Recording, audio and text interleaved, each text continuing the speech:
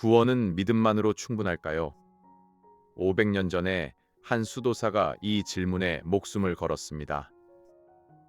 그는 교회 문에 논쟁의 쪽지를 붙였고 세상이 뒤집혔습니다.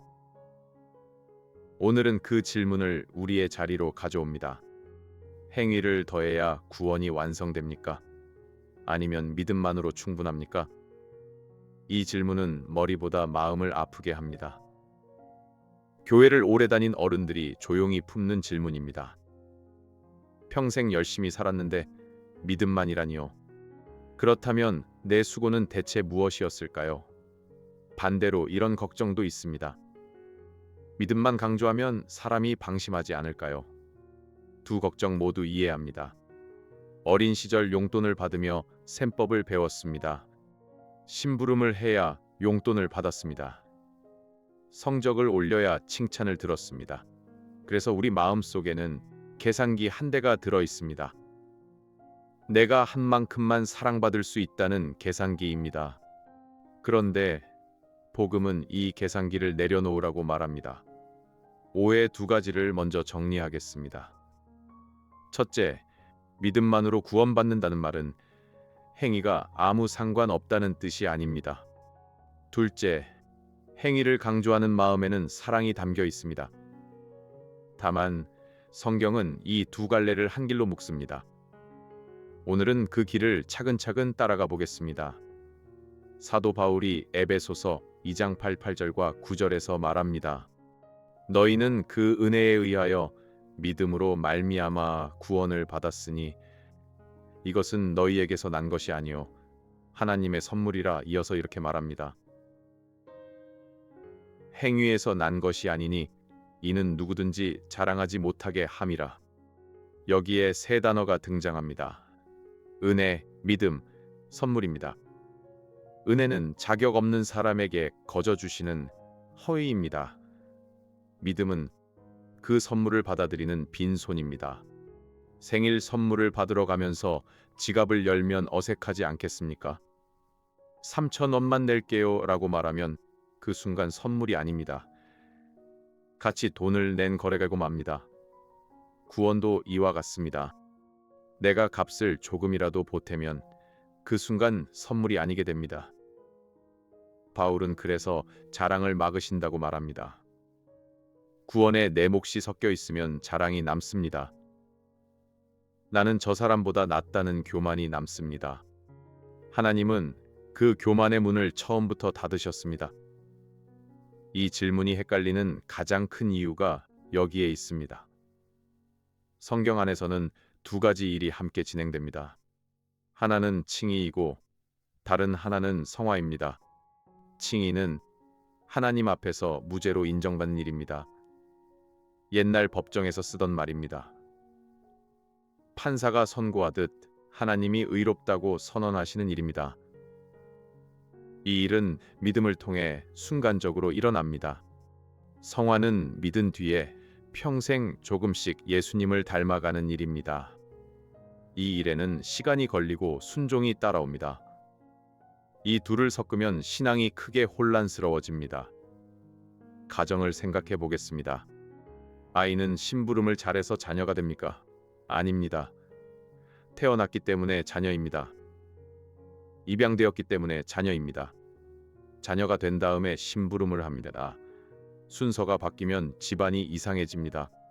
심부름 값을 매일 치러야 자녀로 인정받는다면 그건 가족이 아니라 고용입니다. 구원도 이와 같습니다. 하나님은 우리를 먼저 자녀로 삼으셨습니다.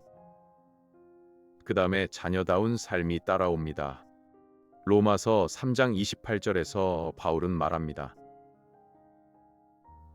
사람이 의롭다 하심을 얻는 것은 율법에 있지 않고 믿음으로 되는 줄 우리가 인정하노라. 의롭다 하심 곧 칭의의 자리에는 행위가 들어설 수 없습니다. 이 비유는 어디까지나 비유입니다. 하나님의 양자 삼으심은 사람의 입양보다 훨씬 깊고 놀랍습니다. 그런데 여기서 골치 아픈 책 한 권이 등장합니다.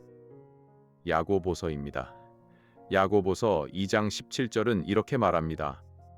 행함이 없는 믿음은 그 자체가 죽은 것이라 아브라함과 라합의 이야기도 나옵니다.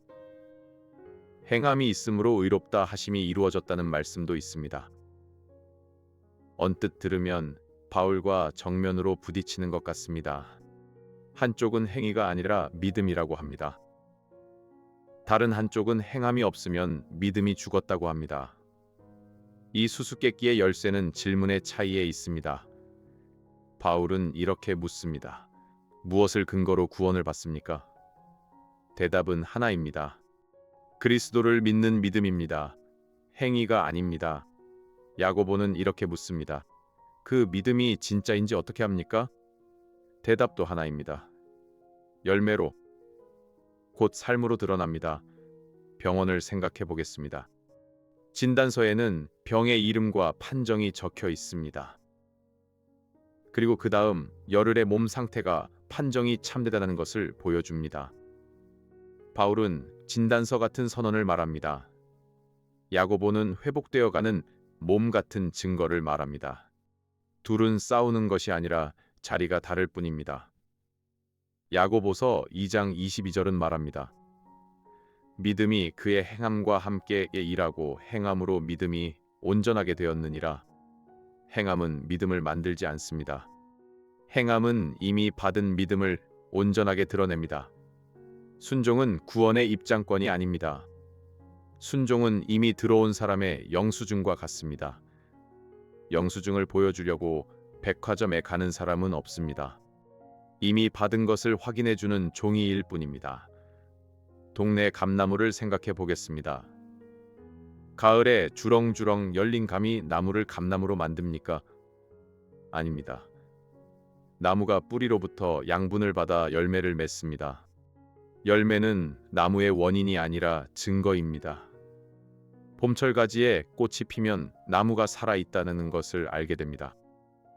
꽃이 나무를 살리는 것이 아니라 살아있는 나무가 꽃을 피웁니다.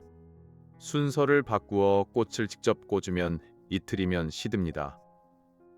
주님은 요한복음 15장 5절에서 말씀하십니다. 나는 포도나무요 너희는 가지니 나를 떠나서는 너희가 아무것도 할 수 없음이라. 18세기 미국의 설교자 조나단 에드워즈를 소개합니다. 그는 대표 저서에서 믿음의 참됨을 이렇게 가르쳤습니다. 참 믿음은 순간의 감정이 아니라 열매 맺는 성향입니다. 씨앗이 싹과 열매로 자라나듯 믿음은 삶으로 자라납니다. 뿌리와 열매의 순서를 바꾸면 신앙이 무너집니다. 열매로 나무가 되려 하면 매년 가을이 심판의 날이 됩니다. 올해 감이 몇 개냐를 세기 시작하면 끝이 없습니다. 구원의 확신이 사라지고 불안만 남습니다. 하나님은 우리를 열매 맺는 나무로 부르셨습니다. 그러나 먼저 뿌리를 내리라고 하셨습니다. 가장 흔한 반론을 만나보겠습니다. 믿음만 강조하면 사람이 나태해진다는 것입니다. 은혜가 싸구려가 된다는 우려입니다. 이 우려는 정당합니다. 20세기 독일의 목사 디트리히 보네퍼를 소개합니다. 그는 값싼 은혜를 경계했습니다. 회개 없이 받는 표면적인 용서, 그것이 값싼 은혜라는 것입니다. 그러나 보네퍼는 은혜 자체를 부정하지 않았습니다. 은혜를 값싸게 만드는 태도를 비판한 것입니다. 여기서 순서가 다시 중요합니다. 구원의 근거는 언제나 그리스도의 십자가입니다. 내 각오나 내 결단이 아닙니다. 빚을 진 사람을 생각해 보겠습니다. 누군가 대신 갚아주었다면 그 사실을 아는 사람의 마음이 달라집니다. 감사가 자라나고 삶의 방향이 저절로 바뀝니다. 갈라디아서 5장 6절은 말합니다. 사랑으로서 역사하는 믿음뿐이니라. 믿음은 가만히 있지 않고 사랑으로 일합니다. 일하기 때문에 구원받는 것이 아닙니다. 구원받았기 때문에 일합니다. 또 하나의 반론도 있습니다. 믿음도 내가 믿은 것이니 그것도 공로 아닙니까? 로마서 4장 5절이 답합니다. 이를 아니할지라도 경건하지 아니한 자를 의롭다 하시는 이를 믿는 자에게는 그의 믿음을 의로 여기시나니 여기서 믿음은 삭시 아니라 빈손입니다. 믿음조차 하나님이 주신 선물입니다. 에베소서가 바로 그렇게 말했습니다. 그러므로 믿음도 자랑의 근거가 될 수 없습니다.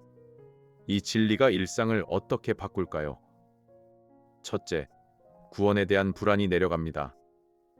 봉사 시간을 이력서처럼 쌓지 않아도 됩니다. 하나님 앞에 서류 심사를 받으러 간 것이 아닙니다. 자녀가 아침에 인사하듯 나아가면 됩니다. 둘째, 섬김의 성격이 달라집니다. 해야 해서가 아니라 고마워서가 됩니다. 감사 편지를 쓰는 손은 그렇게 무겁지 않습니다. 셋째, 넘어졌을 때 다시 일어날 수 있습니다. 행위가 구원의 밧줄이라면 죄 지을 때마다 밧줄이 끊어집니다. 그리스도의 손이 구원을 붙드신다면 넘어져도 붙들려 있습니다. 일어나 회개하고 다시 걸으면 됩니다. 넷째, 이웃을 보는 눈이 부드러워집니다. 내 공로를 세지 않는 사람은 남의 부족도 덜 셉니다. 16세기 독일의 종교개혁자 마르틴 루터를 소개합니다. 루터는 오직 믿음을 이렇게 불렀습니다. 교회가 서기도 하고 넘어지기도 하는 자리라고 했습니다. 루터 자신이 수도원에서 밤새 참회하던 수도사였습니다. 그가 평안을 얻은 곳은 자기 고행이 아니었습니다. 의롭다 하시는 하나님의 약속이었습니다. 구원은 믿음만으로 충분합니까? 행위도 필요합니까? 구원의 근거는 오직 믿음입니다. 그 믿음도 하나님의 선물입니다. 그리고 그 믿음은 사랑으로 일하며 열매를 맺습니다. 열매는 뿌리가 아닙니다. 뿌리에서 나온 증거입니다. 행위는 구원의 사다리가 아니라 이미 받은 구원에 대한 감사입니다. 묵상 질문 하나를 남깁니다. 나는 지금 어느 쪽에서 숨쉬고 있습니까? 셈법입니까? 감사입니까? 다음 질문도 이곳에서 함께 하시기를 바랍니다. 구독하시고 다음 질문으로 다시 만나겠습니다. 이 영상은 보수적 개혁주의 신학의 입장에서 제작된 변증학적 콘텐츠이며 모든 신학적 견해를 대변하지 않습니다. 본인의 신앙 공동체 및 목회자와 함께 묵상하시기를 권합니다.